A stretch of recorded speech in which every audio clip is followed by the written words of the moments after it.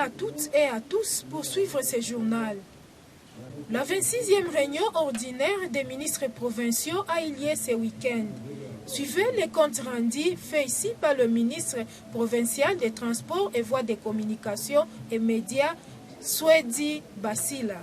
Compte rendu de la 26e réunion ordinaire du Conseil des ministres provinciaux, sous la présidence de son Excellence M. le gouverneur de province, Théo Ngwabi Djekassi, il s'est tenu la 26e réunion ordinaire du Conseil des ministres provinciaux. 4 points ont figuré à l'ordre du jour, à savoir 1. La communication de son Excellence M. le gouverneur de province. 2. L'approbation du relevé des décisions du Conseil des ministres. 3.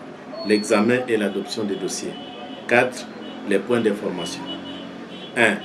De la communication de son Excellence M. le gouverneur de province. Dans sa communication, son Excellence le gouverneur de province a informé les membres du Conseil de la situation sécuritaire préoccupante qui prévaut dans les hauts plateaux à cause de l'activisme des groupes armés qui s'attaquent aux populations civiles et s'affrontent aux FARDC. Il est revenu sur les événements malheureux survenus le 16 juillet 2020 à Kipupu, secteur d'Itombo en territoire de Mwenga, où les forces négatives, à l'occurrence les groupes armés Turaneo et Ngumino, ont perpétré des tueries graves contre les populations civiles innocentes.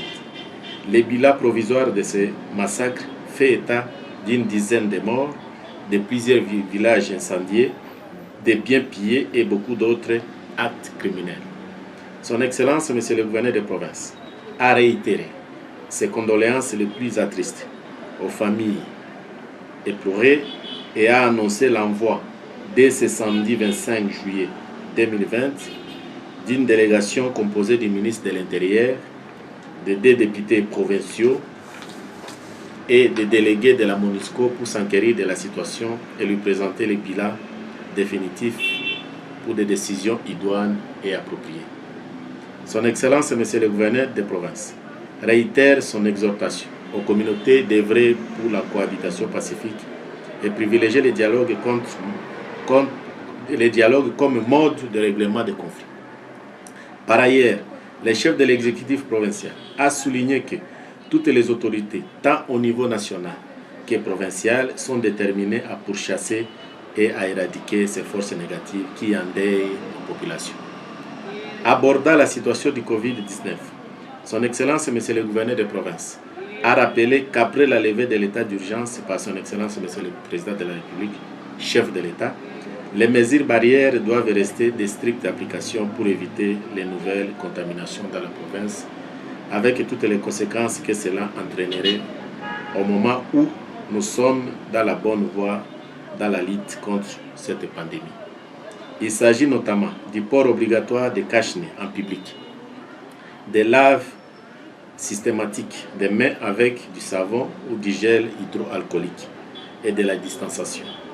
La police devra veiller au respect de l'application stricte de ces mesures. Pour clore son propos, son Excellence, M. le gouverneur de province, a informé les membres du Conseil des ministres que la décision de procéder à la démolition de toutes les maisons construites anarchiquement au cimetière de la Ruzizi sera incessamment appliquée, le temps que la commission ad hoc finalise le travail sur les préoccupations soulevées par certaines familles.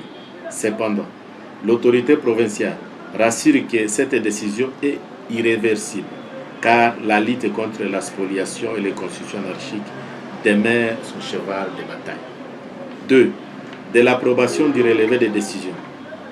Après lecture par le secrétaire exécutif du gouvernement, le relevé des décisions de la 25e réunion ordinaire du Conseil des ministres du 17 juillet 2020 a été adopté moyennant quelques amendements de forme. Des points d'information. Les ministres de l'Éducation, Jeunesse, Sport, Loisirs, Culture et Arts a informé les membres du Conseil des ministres de la grogne des victimes de l'éboulement qui a provoqué la mort d'hommes, dont un enseignant, tout en présentant ses condoléances les plus attristées aux familles des victimes. Le gouvernement provincial rassure qu'il a pris en charge tous les frais funéraires et leur a accordé une assistance sociale. Commencé à 13h45, La réunion du Conseil des ministres a pris fin à 17h. La situation politique actuelle en République démocratique du Congo et au Sud Kivu a été au centre d'une audience qu'a accordé le gouverneur du Sud Kivu, Théo Ngwabidje Kasi, au nouveau comité du FCC. Les détails dans ces reportages. Le comité provincial du FCC se range derrière la stabilité des institutions en province. L'affirmation est de M. John Fikiri, porte-parole du Front commun pour le Congo FCC en province, au sorti d'une audience lui accordée par le gouverneur du Sud Kivu, Théo Ngwabidje Kasi. L'audience a porté sur des sujets, à savoir passer en revue la situation politique de la République démocratique du Congo sur le plan tant national que provincial et présenter à l'autorité provinciale le nouveau comité du FCC dans la province. Le FCC Sud Kivu s'est dit préoccupé par la situation politique qui prévaut au niveau national et lance un appel à la cohésion sociale et à la stabilité des institutions, surtout en cette période marquée par la crise du coronavirus qui a secoué l'économie du pays. Il appelle tous les acteurs politiques à se mettre ensemble pour l'intérêt général. Il a félicité le gouverneur du Sud Kivu qui ne ménage aucun effort dans la lutte contre la COVID-19 et l'encourage pour sa politique d'intégration de toutes les couches sociales dans la gestion de cette crise sanitaire en province. Le comité provincial du FCC a par ailleurs fustigé le comportement de certaines personnes qui prétendent parler au nom du FCC et vilipendent à longueur de journée les autorités provinciales. Le gouverneur Théo Ngwabidje Kasi a rassuré son hôte de mettre en pratique toutes les propositions lui faites par ce nouveau comité provincial du FCC. Je suis le président fédéral du parti politique Congo des Valeurs. Dans le regroupement politique ATIC. Et je suis porte-parole du FCC Sud Kivu. Nous avons voulu qu'il y ait cohésion au sein du gouvernement au niveau national. Parce que nous avons besoin de la stabilité dans notre pays. Vous voyez que nous venons de traverser un moment très difficile avec cette pandémie, la COVID-19. Alors cette instabilité risque de nous amener encore dans d'autres choses qui peuvent faire à ce que nous ne puissions pas évoluer. Ça, c'est au niveau national. Maintenant, au niveau provincial, nous avons félicité les gouverneurs d'avoir associé beaucoup de gens, entre autres les chefs coutumiers, d'autres acteurs dans la lutte contre la pandémie, la COVID-19. Et nous sommes ravis et rassurés par ce qui évolue actuellement. Et enfin, nous avons montré que nous sommes là pour accompagner le gouvernement provincial par rapport aux problèmes qu'il y a à l'Assemblée provinciale du Sud Kivu, que le gouverneur essaye de dialoguer avec les députés qui sont ici chez nous à l'Assemblée provinciale pour trouver une issue favorable. Parce que nous avons effectivement besoin de la stabilité des institutions en province. Ici, je parle de l'Assemblée provinciale et du gouvernement provincial. Parce que nous avons trouvé qu'il y a déjà un désordre au sein des différents médias.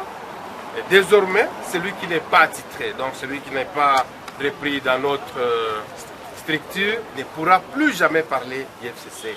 Et c'est là que les font sur les réseaux sociaux. Nous avons une commission de communicateurs. Et je crois, et une commission de discipline, ils vont suivre à la loupe jusqu'à trouver celui-là, ou ces gens qui se comportent comme ça. Maintenant, chacun doit répondre de ses actes. L'autorité était très contente, il nous a même félicité, nous a encouragés, parce que pour cet échange, combien édifiant, parce que nous venons de trouver un terrain, chaque fois nous aurons un cadre de concertation permanent pour que nous puissions échanger sur la question de la province. Pour la population du Sud Kivu, le FCC est là pour la stabilisation des institutions de la province, que ce soit au niveau provincial, que ce soit au niveau national. Fin de ce journal, merci de l'avoir suivi et à la fois prochaine.